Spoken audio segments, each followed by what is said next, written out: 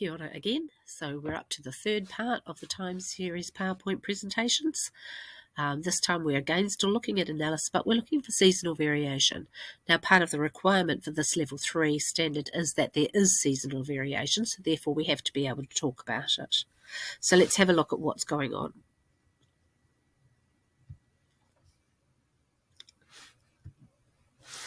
So we're trying to get a graph that looks like this. I'll drive you through this very quickly so that you can see how it happens.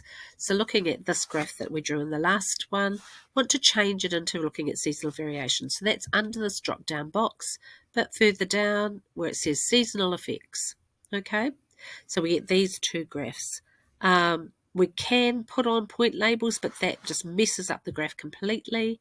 So we keep it like this. The one thing you do need to realise is all come up with its own, the headings from previously, but the one thing we do want to do is we want to be able to read these values. So if you hover over them, you can get the value.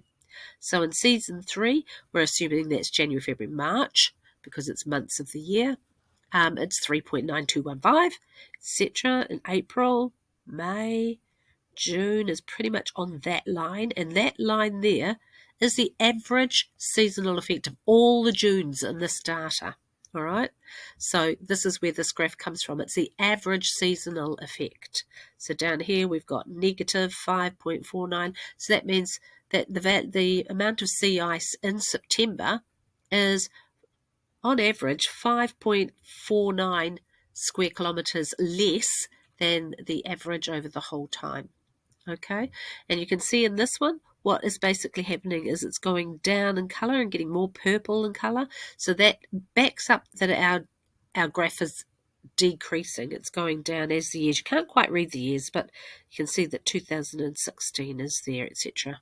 All right, so you copy again using the more options and put that in your graph. So it's down here in that drop-down box. Everything's ticky-boo. Once you put it in your graph, you can't read the values off. So you need to make sure that you read the values off before you copy it into your graph, into your assessment. Okay?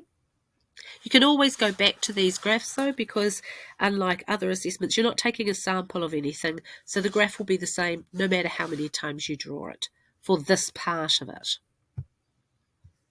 Okay, so we copy and paste the graph into our assignment, full size, again, right across the width of the page so that we can see it as well as we possibly can. Look at the left-hand graph first.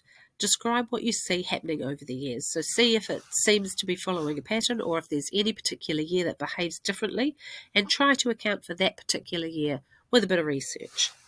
And then we look to the right-hand graph and describe what's happening over the seasons.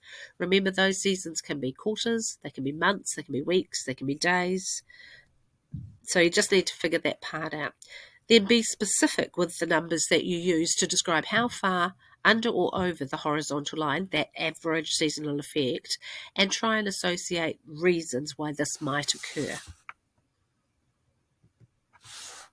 All right, there it is again. So what would I write? The area of sea ice in the Arctic follows a consistent pattern. The first graph shows a gradual decrease in the area of sea ice over the years. So that's because it kept coming down the graph. This was also shown in the long-term trend. That's just backing it up with a bit of previous knowledge. No particular year stands out as not following the pattern.